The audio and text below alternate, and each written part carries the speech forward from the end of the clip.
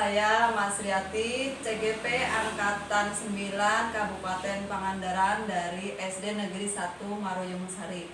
Kali ini saya akan melakukan percakapan praobservasi pembelajaran yang akan dilakukan di kelas 4 oleh Ibu Dwi Wahyuningsih. Selamat siang Ibu. Siang, Mas Ri.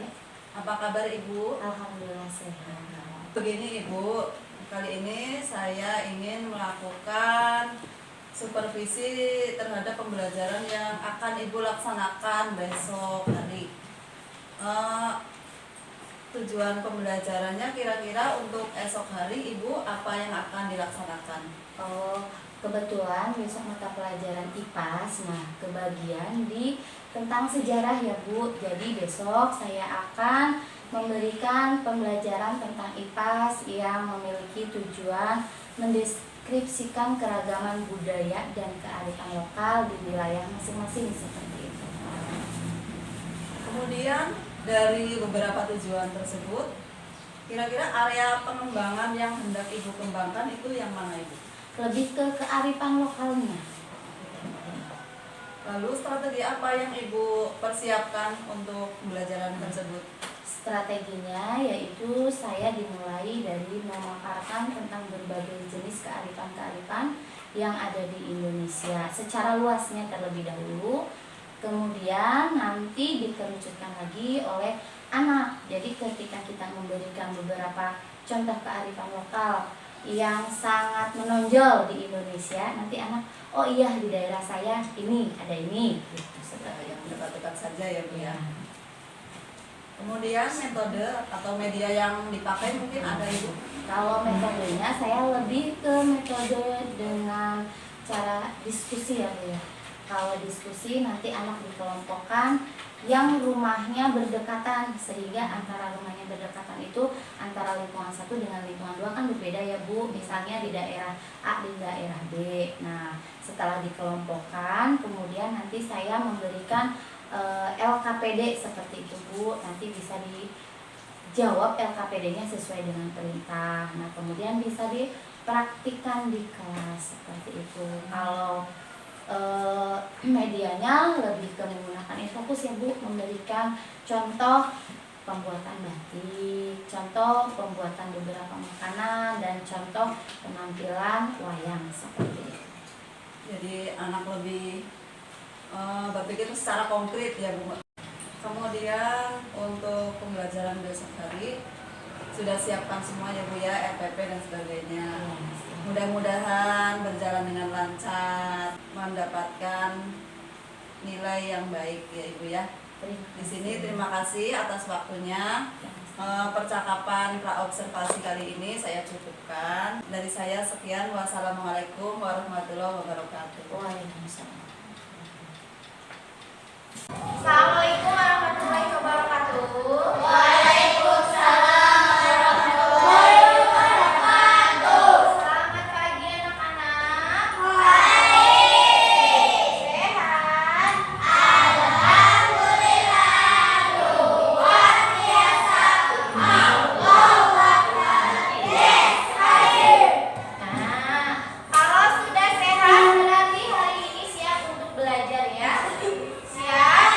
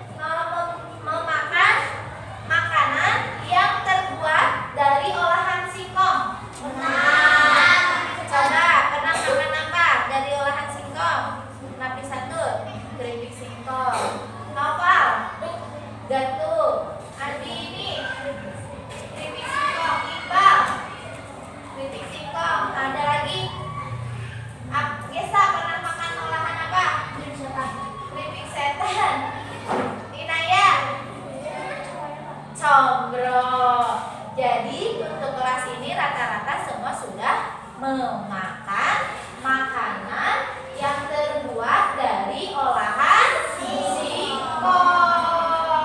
Nah, kalau sudah memakan, pasti kalian tahu cara memanfaatkannya ya. Nah, singkong itu termasuk salah satu jenis kearifan lokal. Kita belajar kan tentang kearifan lokal ya. Apakah hanya di kita saja nih yang ada singkongnya? Tidak.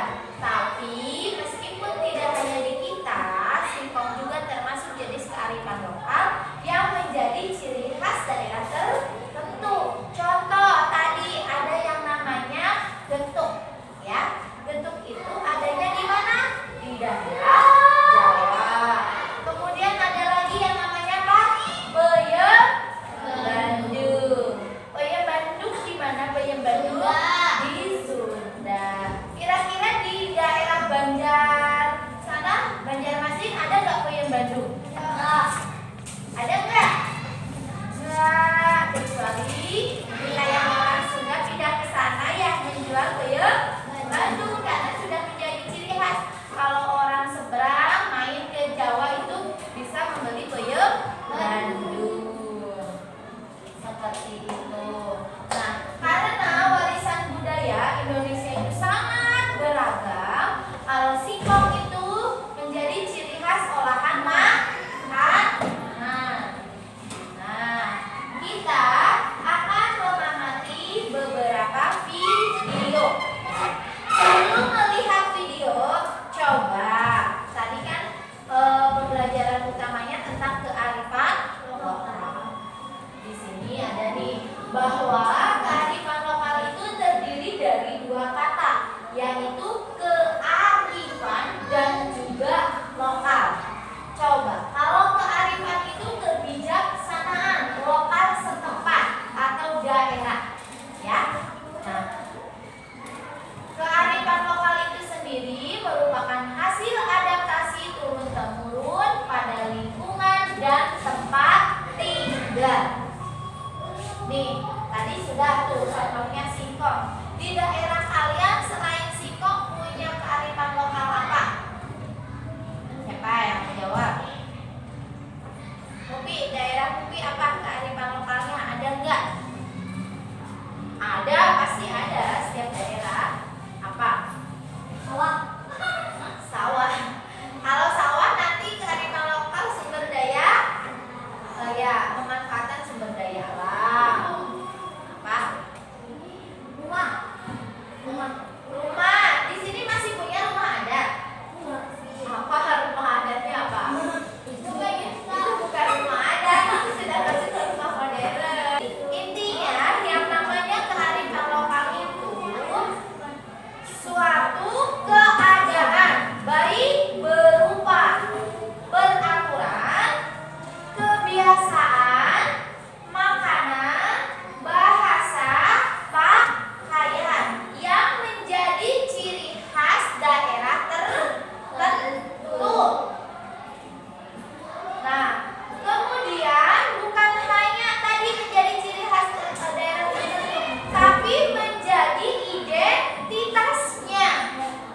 Ya, karena kita berseberangan antara Jawa dan Sunda, ya kan? Berseberangan, maka akan terjadi pertukaran bahasa antara bahasa Sunda dan bahasa Jawa. Angkat tangan di sini yang Sunda. Sunda.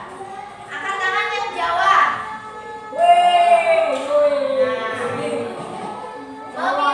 Pasti memilih bahasa yang berbeda, tapi tetap intinya satu, yaitu berkomunikasi. Seperti itu. Nah, di sini lihat ya, Ibu punya sebuah tayangan. Harga singkong di awal tahun ini bertahan tinggi. Sejak awal Januari hingga Senin siang kemarin, harga singkong stabil Rp1.600 per kilogram. Harga ini terbilang tinggi, tetap pada biasanya di bawah Rp1.200 per kilogram.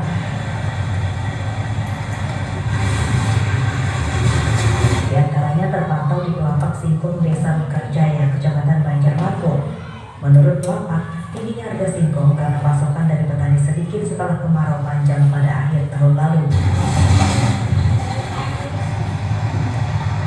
lapak ini pada cuaca normal bisa membeli hingga 100 ton per hari, namun saat ini paling banyak sekitar 50 ton saja.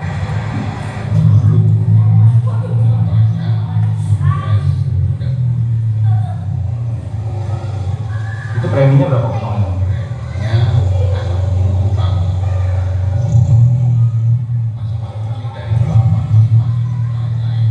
Melihat dari kadar singkongnya, muda atau tua?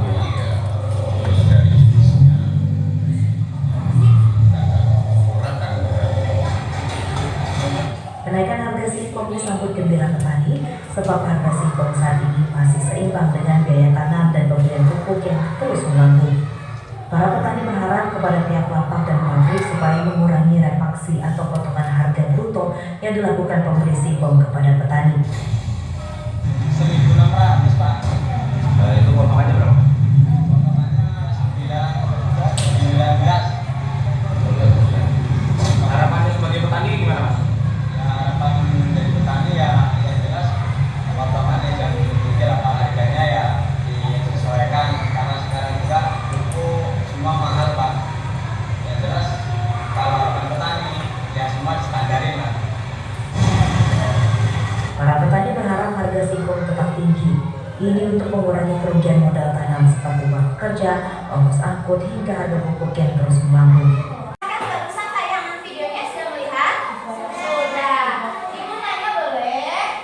Boleh. Barusan itu informasi yang kalian lihat dari video tersebut apa sih? Memberikan informasi apa? Harga singkong naik. Di mana tadi?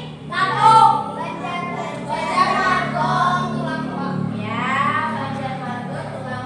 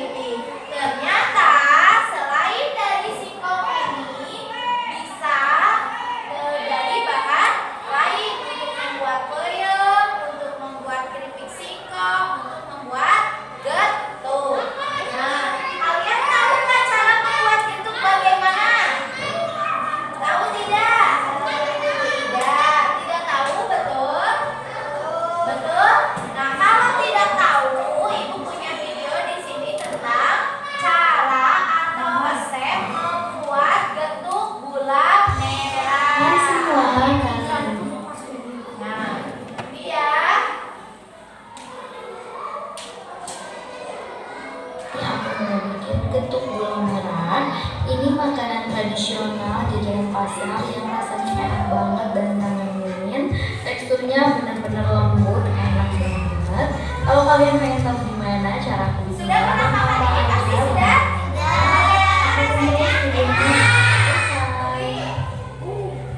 Nanti kalau Untuk ada tugas bahannya di aku rumah buat pakai ini gula siap. yang berlebihan, di sini aku pakai gula aren. Harus buat Untuk ya. gula merahnya ini Ya. aku pakai Kan biar bisa. agar nanti Rifan, gampang lalu. harus kita lestarikan. Nah, untuk pisaunya di sini aku pakai dari Slain. Ini pisaunya super tajam dan cantik banget ya. Ini lama ya, perhatikan ya. Nanti ada tugas yang harus Nah, kalian kalau udah kita sisihkan dulu. Bahan utama lainnya aku ada 1 kg singkong yang sudah aku kupas dan cuci bersih.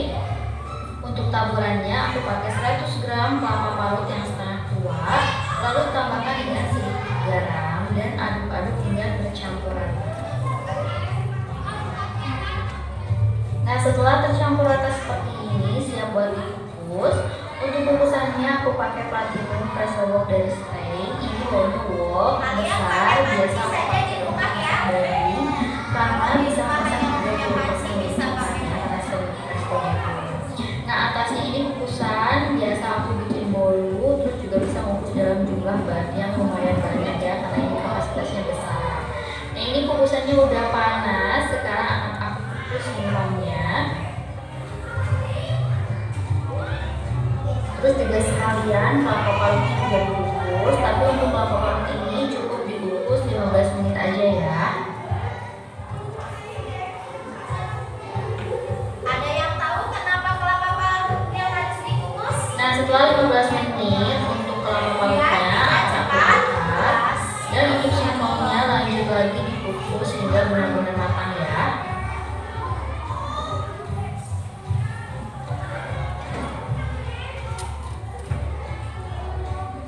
Nah, ini singkongnya udah matang, aku akan coba tusuk pakai sendok. Nah, udah empuk kayak gini, udah cukup.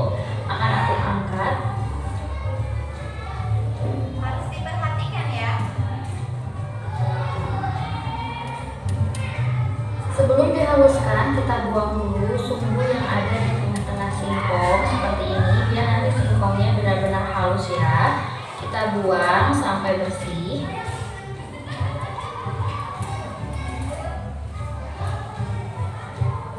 Kalau singkongnya udah bersih dari sumbunya, sekarang saatnya buat kita haluskan. Untuk menghaluskannya di sini aku pakai chopper Hitachi CH 200. Ini choppernya super multifungsi banget. Dalam bisa sisanya halus jadi Di gitu. rumah pasti nggak punya Nah, cara di sini ya. juga aku pakai 2 sendok makan margarin yang nanti akan aku campurkan ke dalam singkongnya ya. Tahu lupa. Langsung aja aku masukin singkongnya ke dalam chopper. Nah, ini aku nggak langsung semua dihaluskan ya, aku bagi menjadi 3 bagian.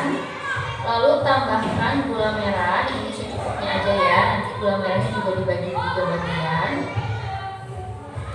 Lalu aku tambahkan margarin, ini juga margarinnya akan aku bagi menjadi 3 bagian. Nah, sekarang kita haluskan ya menggunakan chopper. Kalau kalian nggak punya chopper, kalian bisa pakai ulekan ya, dihaluskan sampai benar-benar halus. Cuma memang agak lama dan kalian butuh tenaga ekstra ya.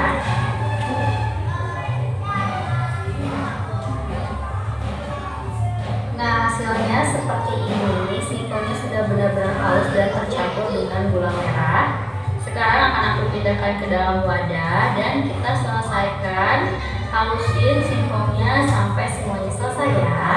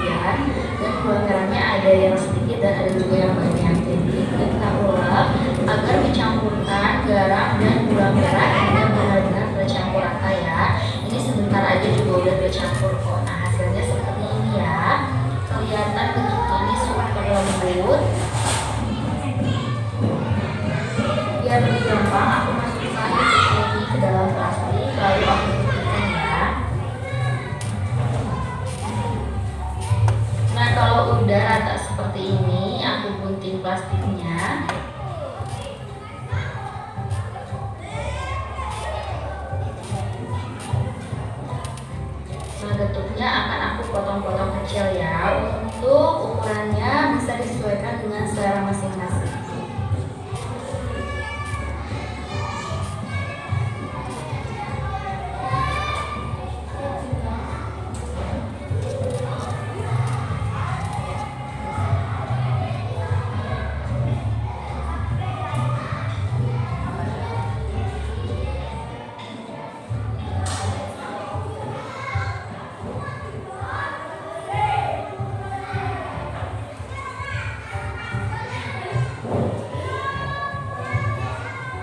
Sepertinya enak ya. Jangan lupa yang Terakhir kita taburi atasnya dengan kelapa parut yang tadi kita kukus ya. ini rasanya Nah ini manis. dia bentuk gula merahnya udah selesai aku bikin. Semoga kalian suka sama video ini. Jangan lupa like dan subscribe juga buat kalian yang belum subscribe. Terima kasih. Hai semua. Tadi tentang apa? Betul. Kalau bayam tahu cara buat bayam nggak? Mau tahu nggak? Kalau mau tahu tonton lagi ya. Punya video tentang cara membuat bayam Bandung.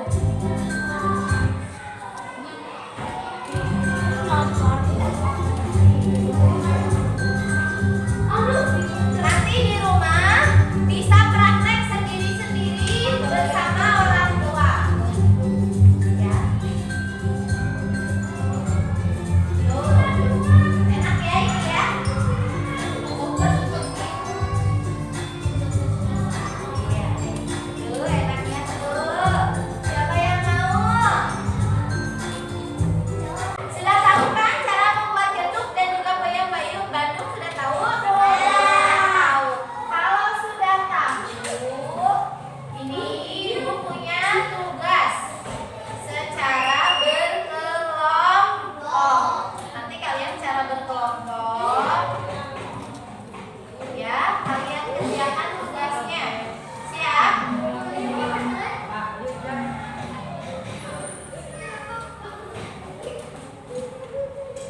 Nah, di sini kalian nanti tuliskan ya tentang nama kelompoknya dan pertanyaannya kalian jawab. Kelompoknya biar cepat, nanti Iqbal menghadap ke belakang ke Gesa. Ya siap dari sekarang. Ini sudah Iqbal sama Silvi ke belakang, Farhan Desi ke belakang, ini bertiga. Jangan digeser ya mejanya ya. Terima kasih. Silakan kalian berkelompok. Nomor 1 sudah? Belum. Silakan. Pernah? Sudah? Sudah? Semua maju. Siapa yang siap maju ke depan mempresentasikan hasil? Ya. Mau Mufi dulu, mau Iqbal dulu? Sama Mufi dulu, silakan. Silakan kelompok 5. Berikan kelompok 5 kesempatan dan tepuk tangan karena telah siap maju ke depan untuk presentasi. Berikan tepuk tangannya. Silakan di depan. Nanti jawab ya. Pertanyaannya dibaca. Silakan. Perkenalkan, kami dari kelompok 5 dengan anggota siapa? Assalamualaikum dulu.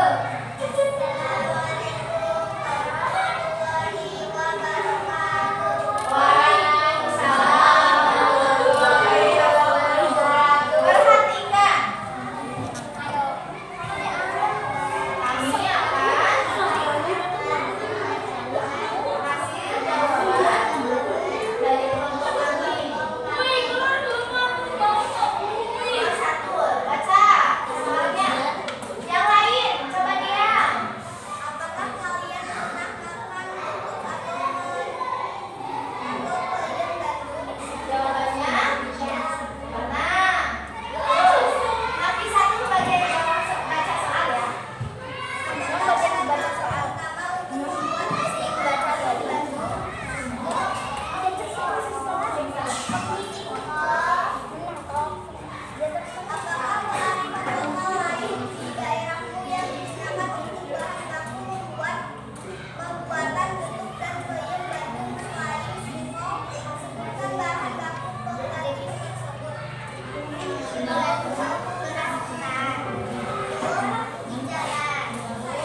Bagaimana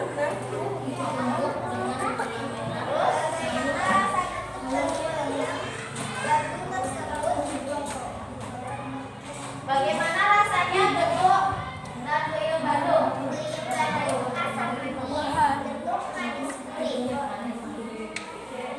Kandungan gizi apa saja yang terkandung dalam singkong tersebut? Kalori. Terus kalori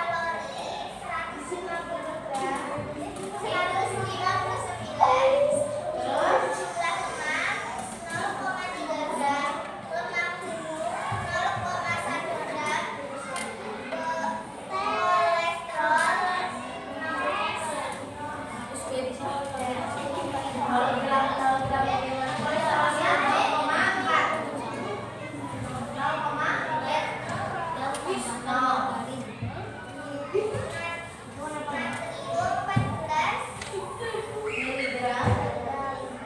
Terus jumlah lemak 0,3 gram, lemak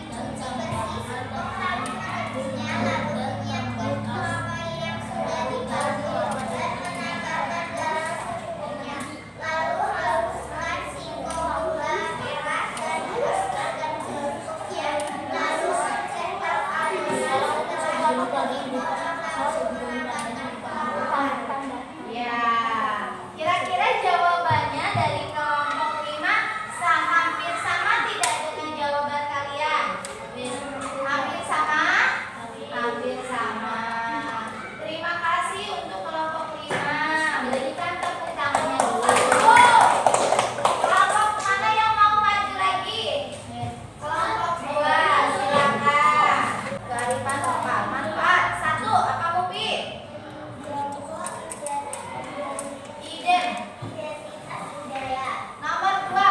gram,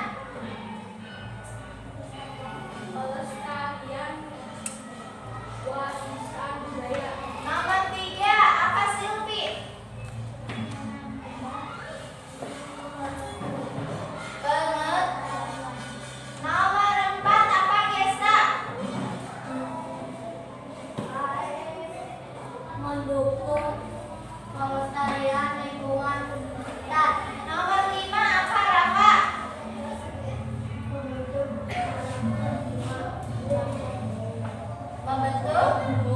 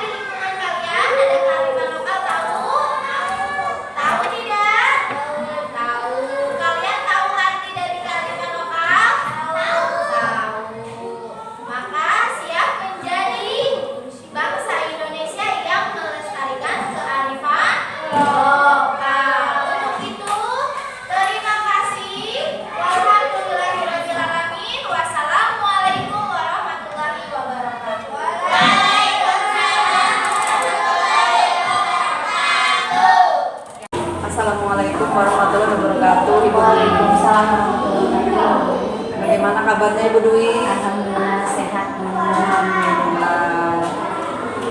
Kemudian dari kemarin pembelajaran yang sudah Ibu lakukan pada hari Selasa ya Bu, tanggal 5 Maret 2024, alhamdulillah berjalan dengan lancar. Kemudian yang ingin saya tanyakan ya Bu ya, untuk menurut Ibu pembelajaran yang sudah Ibu lakukan itu sudah baik apa belum?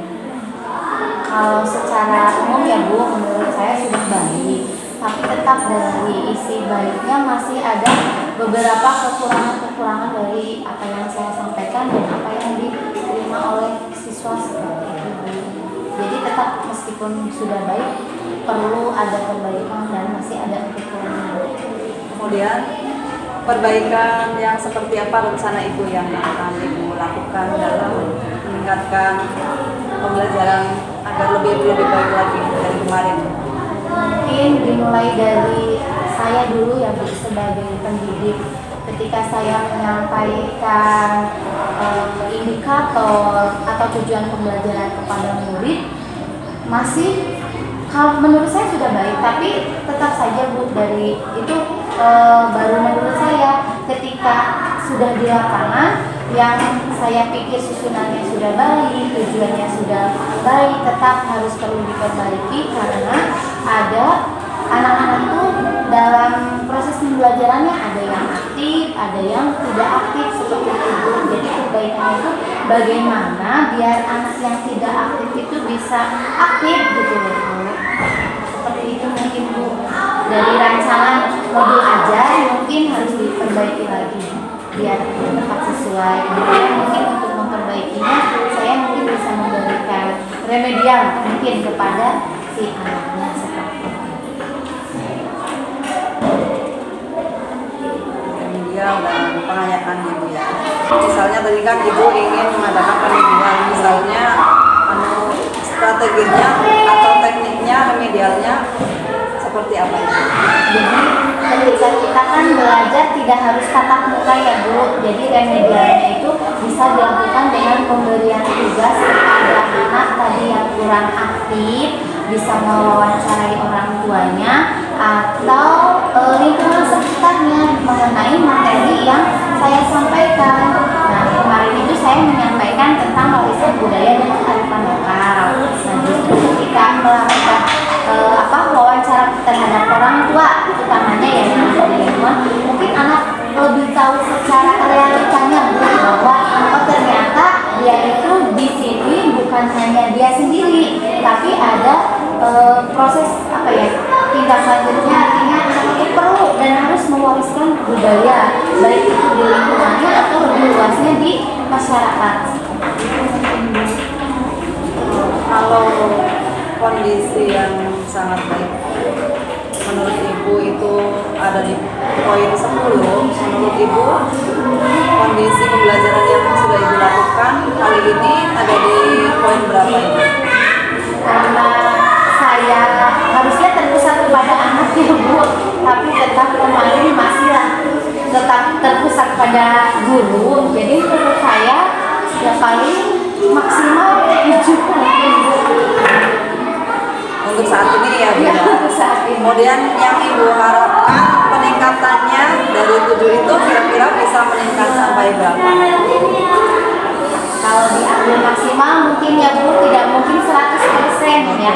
Kalau 100% itu untuk lebih ahlinya mungkin bisa naik menjadi 8 atau 9 maksimalnya seperti itu.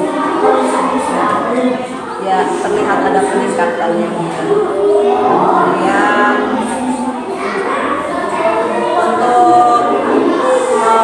untuk menangani kendala-kendala yang Ibu alami selama pembelajaran tersebut, kira-kira adakah faktor pendukung untuk bisa meningkatkan lagi Ibu?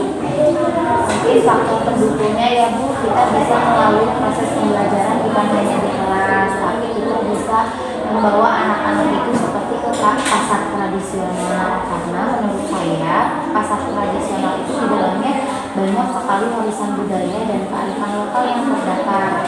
Seperti kemarin kan saya ngambil contohnya apa singkong gitu ya Bu. Kemudian bisa dibawa mungkin ke apa ya kayak olahan makanan tapi homemade seperti itu Bu. Misalnya tempe gitu, tahu itu kan bisa dibuat diproduksi perumahan ya Bu. Jadi kita bisa tuh anak. Kenapa saya ngambil ada tempe seperti itu kan juga termasuk warisan budaya ya Bu. Bisa ngambilnya dari seperti itu Bu. Pembelajarannya dalam tadinya di kelas bisa dialihkan di luar kelas. Memaksimalkan Ya. Kemudian kira-kira waktu yang Ibu perlukan rencananya akan dilaksanakan pada hari apa atau minggu berapa Ibu kegiatan tersebut? Kalau di sini lihat jadwal pasar tradisional itu kan hari Rabu dan Sabtu yang terdekat ya Bu di pasar Parisi. Mungkin ya antara Rabu dan Sabtu karena saya juga tidak bisa. Ayo anak-anak belajar di luar. Mungkin saya kan harus minta izin dulu kepada kepala sekolah utamanya Bu karena tanggung jawabnya ketika belajar di luar lebih tinggi lagi Bu. Ekstra ketat. Iya sangat seperti itu. Jadi baik Ibu, berarti kira-kira untuk pembelajaran lanjutannya akan dilaksanakan di pasar ya Bu ya. Kemudian kalau tidak Sabtu berarti hari Rabu. Kalau begitu nanti kita ketemu lagi ya Bu ya untuk saya ingin tahu bagaimana perkembangannya setelah belajar di pasar. Apakah lebih meningkat, syukur-syukur sampai poin 100 ya Bu, jadi anak menguasai secara maksimal. Kalau begitu terima kasih Bu untuk wawancara pasca observasi hari ini.